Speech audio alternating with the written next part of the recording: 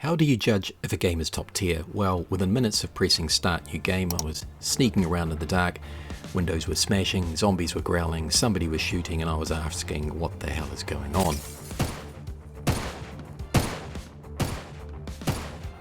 And if that wasn't bad enough, a short time later somebody else turned up fighting a zombie dog, opened the door to my hideout and then quickly left to continue their life or death battle, and by now I was totally freaking out.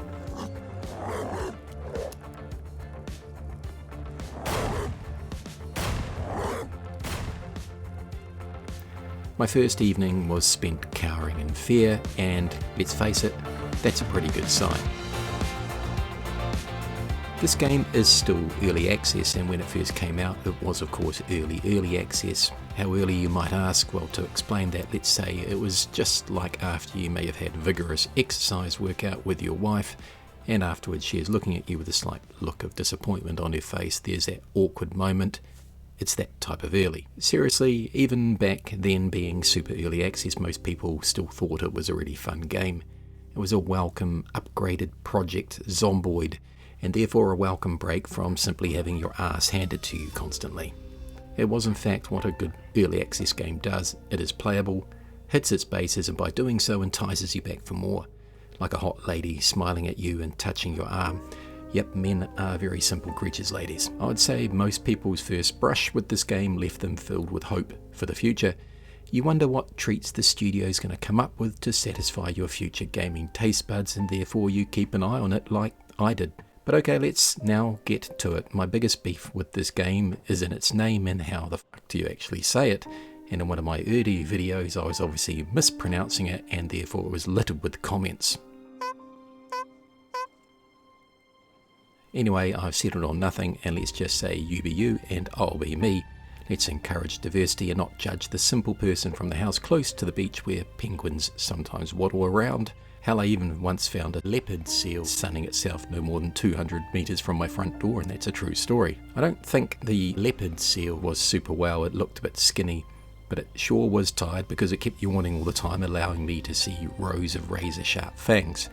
I imagined at the time some simple New Zealander taking his even simpler kids down to the beach to show them the exotic beached seal, and as the funny coloured seal yawned, the dad, in a moment of showing off, quickly reaches his hand out to touch the sleepy seal's cute nose. Then he looks down and sees nothing where his hand should be, just a stump, cleanly severed like a guillotine amputation. One can only hope. Anyway, I get distracted. Don't forget to like and subscribe if you enjoy my stupid, ridiculous, rambling style. If not, feel free to click away because you have all the power. This game has had a couple of big updates and I wanted to give it a run now, so I smashed about 20 hours into it. Keeping in mind that I have played it before, so I knew the ground rules, I knew my way around the bases. No, you don't. Sorry, what was that, darling? I said, no, you don't. Oh my god. Look, fellas, if you ever get married, expectations go up. Anyway, the devs must have listened to my earlier review, as the faults I listed there have mostly been fixed. The viewing angle can be changed now, you can even see your character through walls, and there is quite a bit more to do. They've also doubled down on the pretty solid game mechanics and given you more options. The game on normal settings is tricky to start with, but I'd recommend you beef up the zombie count just for that extra challenge. The grind is not overly excessive, but as you gear up you start moving further into the map, taking on the harder locations. And therefore the movement, the mechanics across the map, the game progression still seems to be on point. The Zeeks just knock it out of the park. There's enough variety to keep you on your toes, and even when I knew what was going on, they would sometimes swarm me and get the better of me. Their AI, their pathfinding is solid, and when you see them moving around and shambling in the distance, it does look how, well, let's just say, they do look how you would imagine zombies should move. I really like that. The NPCs can give you missions now, and I'm waggling my fingers in the air there when I say missions. They are more just simple tasks, but it does add a bit to the game. Not much, but it does add. The bandits seem pretty similar to previous. They love shooting at you, and if they catch you unawares, you're going to probably die. But with pre-planning you can handle them, and that particularly is the case if you have all the right gear like body armor and some firepower. By far and away my favourite NPCs are the gormless good dudes wandering around. Your fellow NPC survivors getting chased by Zeeks. It's an absolute pleasure to watch these little battles of survival, with some ending well for the little fellas and others not so much. And of course there are more vehicles now, a lot more diversity there. They take up a little bit of time to get them up and running and will require frequent refueling, forcing movement again across the map, seeking gas stations, or forcing base upgrades to manufacture your own. It all works quite well.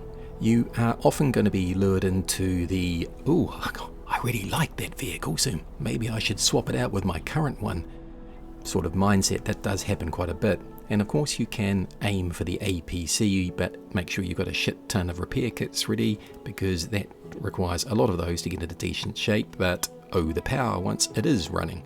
The scavenging feels about right. Perhaps weapons are a little easily located, but most things are found in the right quantities. Food spoils eventually, forcing you to work on refrigerating, adding another element to the game.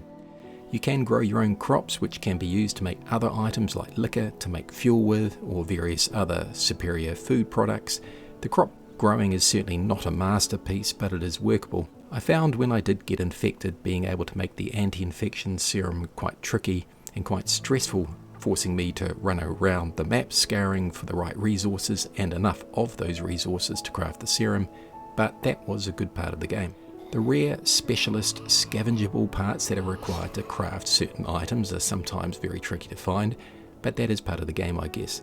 However, it did at times really slow down my progression and did get a bit annoying not being able to find that one singular item to build some bench or something. The graphics, of course, are still super sharp. The weather effects are excellent. The temperature changes work relatively well, forcing you to change your clothing to prevent overheating or freezing. But the rain on your body is still meaningless, and perhaps that should be included somehow. It feels like a bit of a gap. The crafting, the building have all been pumped out a bit more, and it does feel good. For sure, I'd like to see a few more things being built with some of the crafting benches or similar, like when you make your own melee weapons. I'd like to see a bit more variety, but I'm sure that will come. Honestly, I really enjoyed jumping back into this game again. It delivered a very enjoyable gaming experience, and for that I would give it 4 scabby zombie heads out of 5. It's good. Thanks for watching. See you in the next chapter. Don't forget to like and subscribe. Hit the button in the middle.